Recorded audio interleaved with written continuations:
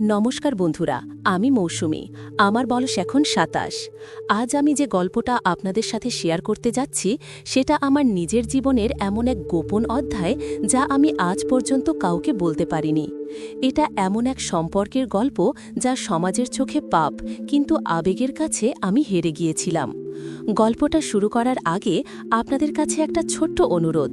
আপনারা যদি আমাদের চ্যানেলে নতুন হয়ে থাকেন তাহলে এখনই সাবস্ক্রাইব করে পাশের বেল আইকনটি টিপে দিন, যাতে আমার জীবনের পরবর্তী ঘটনাগুলো আপনারা মিস না করেন। চলুন আর দেরি না করে মূল ঘটনায় যাওয়া যাক।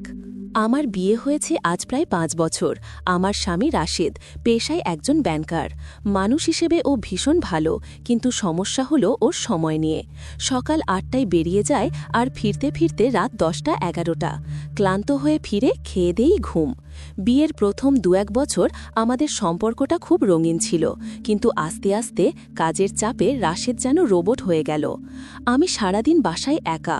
নিঃসঙ্গতা যে একটা মানুষকে কতটা গ্রাস করতে পারে সেটা আমি হাড়ে হাড়ে টের পাচ্ছিলাম।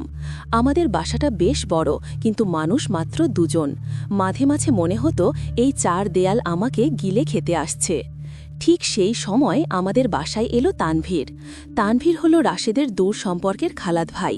গ্রাম থেকে ঢাকায় এসেছে মাস ২-১-এর জন্য একটা প্রফেশনাল কোর্সের কোচিং করতে। রাশেদই জোর করে ওকে আমাদের বাসায় নিয়ে এলো। বলল, মৌসুমী, তানভীর বাসায় থাকলে তোমারও সময়টা ভালো কাটবে, আর ছেলেটা নতুন শহরে কোথায় মেসে থাকবে, তার চেয়ে আমাদের গেস্ট রুমটা তো ফাঁকাই পড়ে আছে। আমিও ভাবলাম, যাক বাবা, কথা বলার তো একটা মানুষ পাওয়া গেল। তানভীর এর বয়স ২৩-২৪ হবে।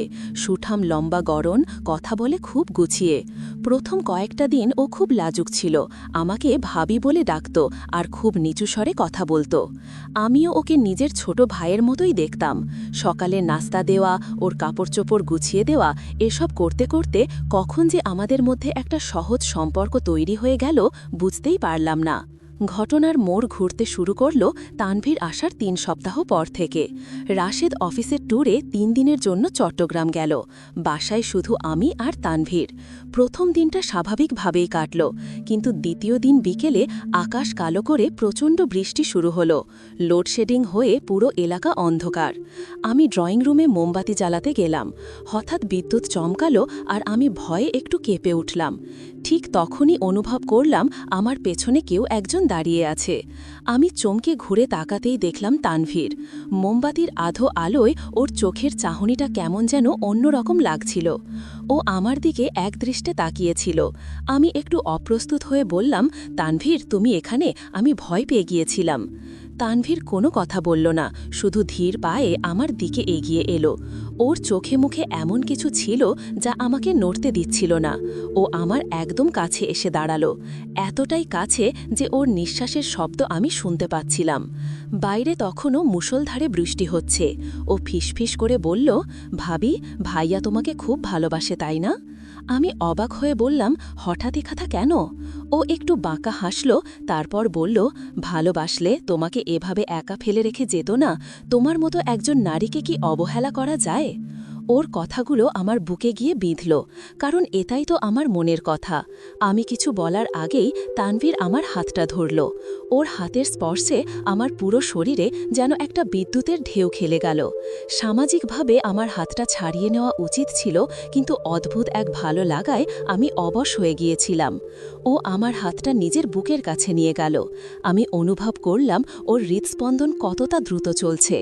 তানভীর আমার চোখের দিকে তাকিয়ে বলল, ভাবি, তুমি কি জানো, প্রথম দিন তোমাকে দেখার পর থেকেই আমার আর পড়াশোনায় মন বসে না। তোমাকে শাড়িতে দেখলে আমার বুকের ভেতরটা কেমন যেন করে। আমি কাঁপা কাঁপা গলায় বললাম, তানভীর, এসব কি বলছো? আমি তোমার ভাবি, ছাড়ো আমাকে। কিন্তু আমার গলার স্বরে কোনো জোর ছিল না, বরং ছিল এক ধরনের গোপন আমন্ত্রণ। তানভীর আমার কথা শুনল না। ও আলতো করে আমার কোমরে হাত রাখল।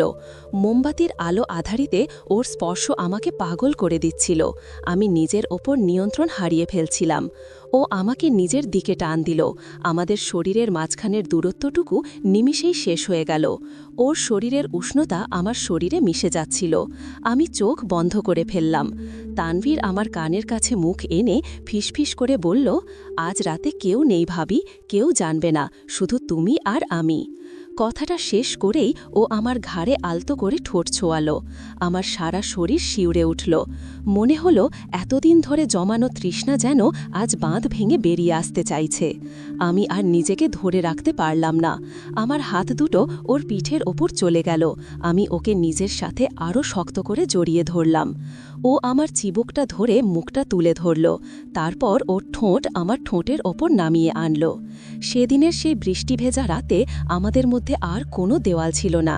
পাপবোধ আর উত্তেজনার এক অদ্ভুত মিশ্রণে আমরা ভেসে গিয়েছিলাম।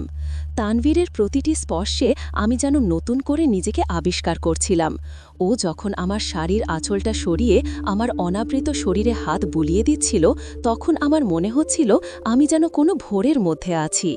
পরদিন সকালে যখন ঘুম ভাঙল, রাশেদের ফোন এলো। ও বিকেলেই ফিরছে। তানভীর আমার দিকে তাকিয়ে হাসল। সেই হাসিতে কোনো অনুশোচনা ছিল না, ছিল এক ধরনের বিজয়ের আনন্দ। আমি ভেবেছিলাম এটা হয়তো এক রাতের ভুল, কিন্তু আমি ভুল ছিলাম। তানভীর এটাকে শুধু এক রাত হিসেবে নেয়নি, ও এটাকে একটা সুযোগ হিসেবে নিয়েছিল। দুপুরবেলা যখন আমি রান্নাঘরে ছিলাম, তানভীর এসে পেছন থেকে আমাকে জড়িয়ে ধরল। আমি চমকে গিয়ে বললাম, তানভীর কি করছো, কেউ দেখে ফেলবে। ও আমার কানে ফিসফিস করে বলল, দেখো, কাল রাতে তো খুব উপভোগ করছিলে, এখন এত সাধু সাজছ কেন? আমি বুঝতে পারলাম আমি এক ভয়ঙ্কর ফাঁদে পা দিয়েছি। তানভীর এখন আমাকে ইমোশনালি ব্ল্যাকমেইল করতে শুরু করেছে। ও জানত আমি এই কথা কাউকে বলতে পারবো না, আর সেই সুযোগটাই ও নিচ্ছিল। রাশেদ বাসায় থাকলেও ও সুযোগ খুঁজত আমাকে ছোঁয়ার। ডাইনিং টেবিলে পায়ের নিচে পা দিয়ে খোঁচা দেওয়া, কিংবা রাশেদ বাথরুমে গেলে আমাকে জাপটে ধরে চুমু খাওয়া, এসব এখন ওর নিত্যদিনের অভ্যাসে পরিণত হয়েছিল। সবচেয়ে ভয়ের ব্যাপার হলো আমার নিজেরও এই নিষিদ্ধ সম্পর্কটার প্রতি এক অদ্ভুত নেশা তৈরি হয়ে গিয়েছিল। আমি জানতাম আমি ভুল করছি, আমি পাপ করছি, কিন্তু তানভীরের ওই বুনো ভালোবাসার কাছে আমার বিবেক বারবার হেরে যেত। প্রতিবার ভাবতাম আজই শেষ, আর প্রশ্রয় দেব না, কিন্তু যখনই ও আমার দিকে ওই কামুক দৃষ্টিতে তাকাতো, আমার সব প্রতিরোধ ভেঙে যেত। একদিন দুপুরে রাশেদ অফিসে, তানভীর আমাকে বেডরুমে ডেকে পাঠালো। আমি যেতে চাইলাম না, কিন্তু ও ইশারা করল না গেলে ও রাশেদকে আমাদের চ্যাটিং হিস্ট্রি দেখিয়ে দেবে। ভয়ে আমি গেলাম।